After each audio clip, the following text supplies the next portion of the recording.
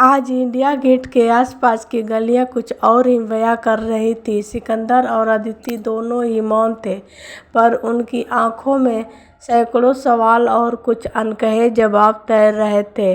अदिति ने धीरे से पूछा, तुम कभी डरते नहीं हो क्या सिकंदर? इतनी बड़ी लड़ाई अकेले? सिकंदर मुस्कुराया, डरता हूँ जब तुम सामने होती हो। लगता है कहीं तुम्हें खो न दूँ। उसकी ये बात अदिति के दिल को छू गई। उसने उसका हाथ थाम लिया। तो फिर एक वादा करो, अदिति ने कहा। इस लड़ाई में जितना तुम्हें आगे बढ़ोगे, उतना ही हमारे रिश्तों को भी संभाल कर रखोगे। मैं तुम्हारे साथ हूँ, पर तुम्हें भी मेरा साथ निभाना होगा। सिकंदर ने उसका चेहरा अपनी हथेली में लिया। तुम मेरी ताकत हो अदिति, तुम्हारा साथ ही मुझे वो हिम्मत देता है जिससे मैं सिस्टम से लड़ पाता हूँ। उनके होठों के बीच एक खामोश मगर गहराई से भरा स्पर्श हुआ। पहली बार सिकंदर ने उस लड़ाई से कुछ पल चुराए थे जो उसे आदत हो चुकी थी। अगले ही दिन सोशल मीडिया पर जन आंदोलन की एक नई वीडियो वायरल हो गई। उसमें सिकंदर खुलकर भ्रष्टाचार के खिलाफ बोल रहा था और भीड़ में लोग नारे लगा रहे थे, जनता का नेता सिकंदर। लेकिन ये सब सरकार की आंखों में चुभ रहा था। सीक्रेट एजेंसी के एक अंडरकवर ऑपरेशन में अदिति को निशाना बनाने की प्लानिंग शुरू हो चुकी थी।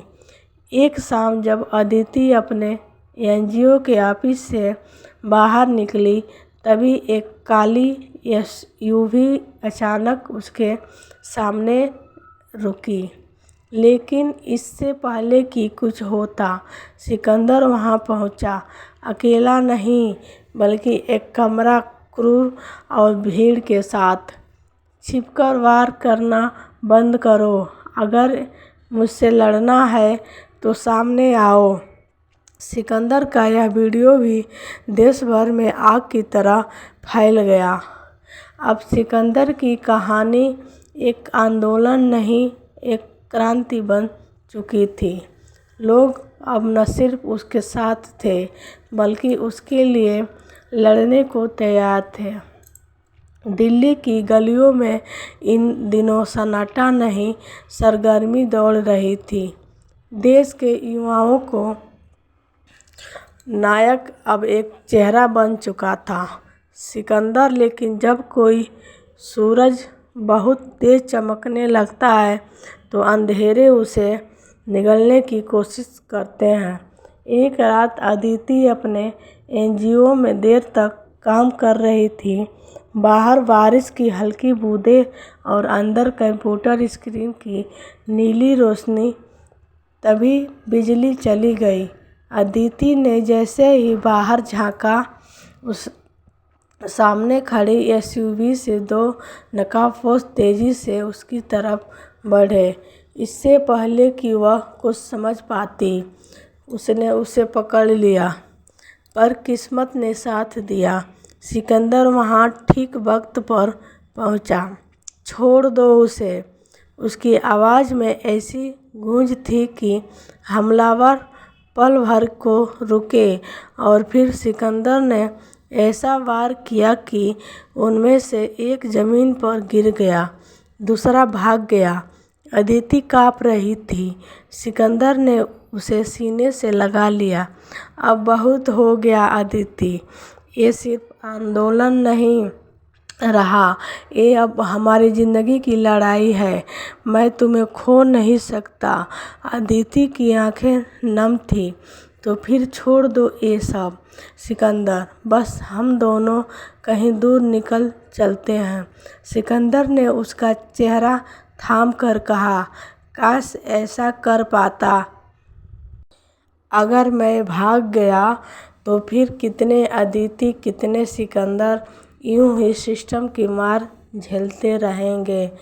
मैं लड़ूंगा पर तुम्हारे साथ हर कदम पर।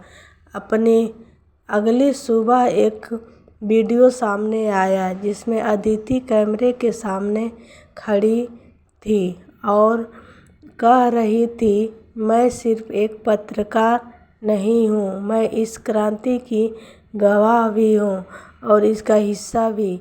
भीड़ ताली बजा रही थी। अब अदिति भी सिकंदर की तरह एक प्रतीक बन चुकी थी। उसके बीच अब न सिर्फ प्यार था बल्कि एक साझा मिशन, एक साझा सपना। रात को जब दोनों अकेले बैठे थे, अदिति ने सिकंदर की ओर देखते हुए कहा, हमारे बीच ये जो जंग है और जो प्यार, क्या कभी दोनों एक साथ रह सकते हैं? सिकंदर ने मुस्कुराकर कहा, जब हम जीतेंगे तो हर रोज़ एक नया इंकलाब और एक नई मोहब्बत साथ जिएंगे। दिल्ली की सुबह एक बार फिर गर्म थी, लेकिन इस बार गर्मी मौसम की नहीं, क्रांति की थी। सिकंदर का आंदोलन अब राष्ट्रीय स्तर पर गूंजने लगा था। हजारों युवा सड़कों पर थे, हाथों में तिरंगा और आंखों में सिर्फ एक सपना, भ्रष्ट व्यवस्था का अंत। लेकिन सरकार चुपचाप नहीं बैठी थी। प्रधानमंत्री की मीटिंग में गृह मंत्री ने कहा, अगर सिकंदर को अभी न रोका गया तो कल हम संसद में बैठने लायक नहीं रहेंगे। पीएम ने सिर्फ एक वाक्य कहा, तो फिर दमन करो, लेकिन ऐसा कि दुनिया को लगे हमने कुछ नहीं किया। उसी रात दिल्ली के रामलीला मैदान में अनशन पर बैठे प्रदर्शनकारियों पर पुलिस ने अचानक धावा बोल दिया। आंसू गैस, लाठीचार्ज और फिर गोलियों की आवाज़। भीड़ में अफरा तफरी मच गई। सिकंदर वहीं था, लेकिन वो सिर्फ नेता नहीं था, वो ढाल था। उसने अपने सीने पर लाठियाँ झेली, लोगों को बचाया और खुद के जख्मों की परवाह तक नहीं की।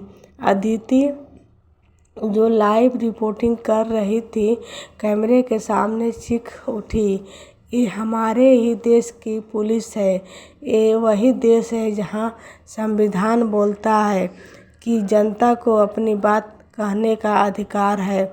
उसकी आंखों से आंसू बह रहे थे, पर कैमरा नहीं हटा।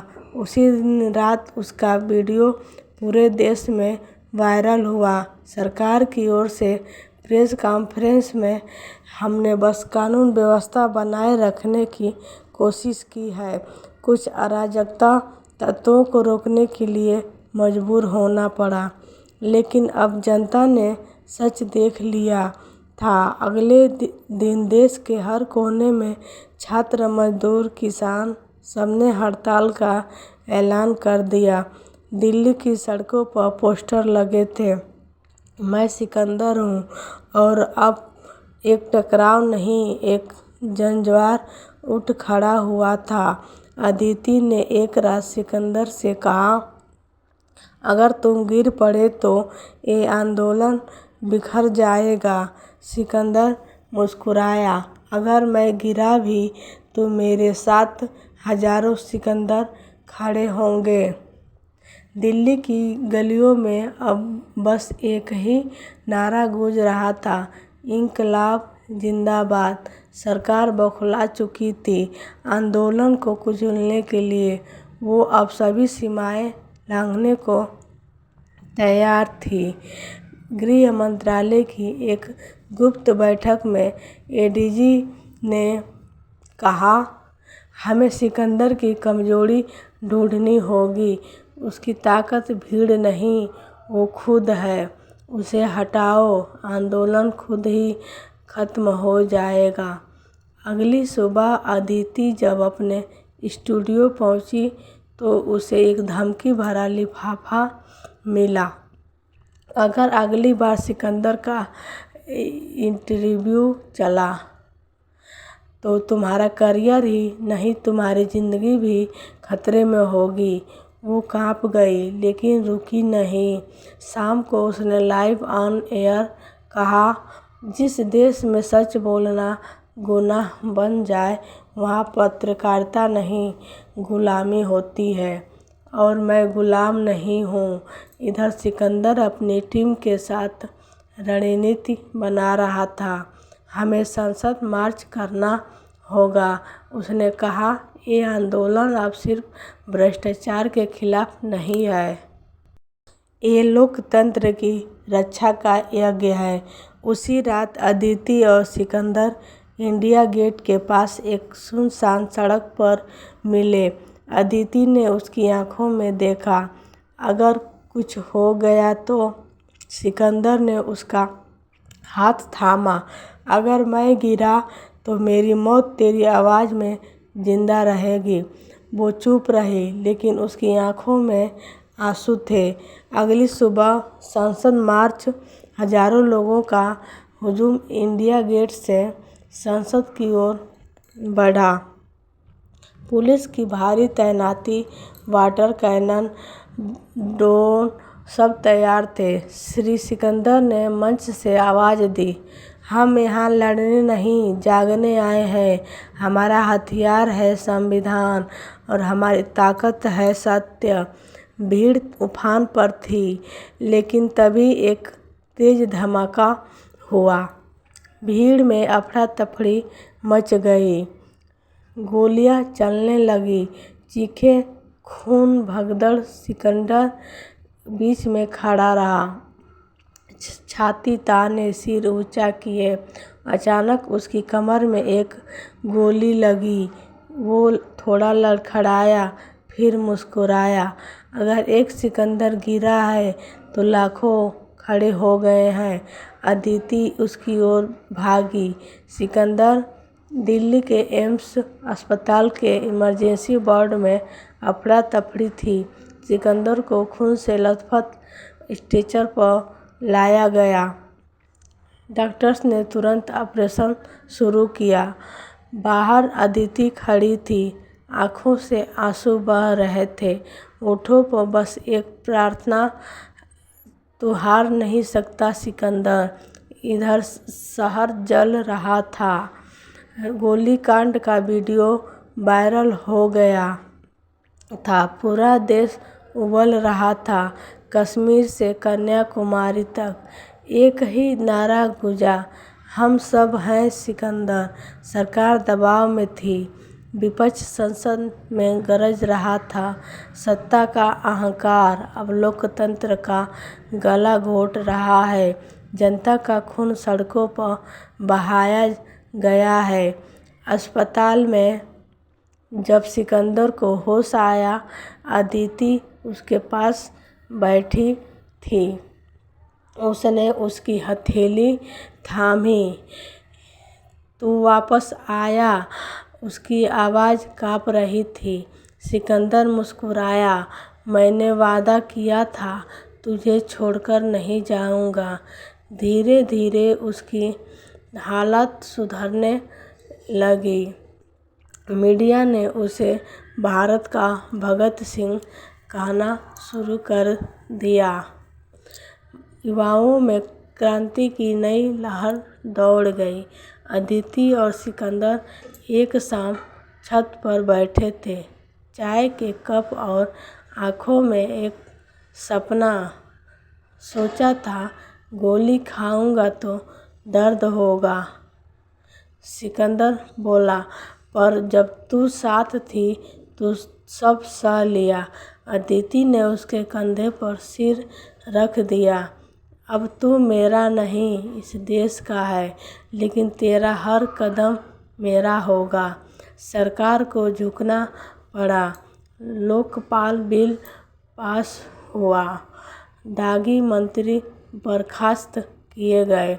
जनता की ताकत ने फिर एक बार साबित कर दिया, जब भी कोई सिकंदर उठता है बदलाव लिख जाता है। सिकंदर एक सरकारी स्कूल में बच्चों से मिल रहा है। एक बच्चा पूछता है, क्या मैं भी सिकंदर बन सकता हूँ? वो झुककर जवाब देता है, हर वो इंसान जो सच्चाई के लिए लड़ता है वही असली सिकंदर है। दोस्तों, कहानी अच्छी लगी तो चैनल को लाइक शेयर सब्सक्राइब कर देना। धन्यवाद।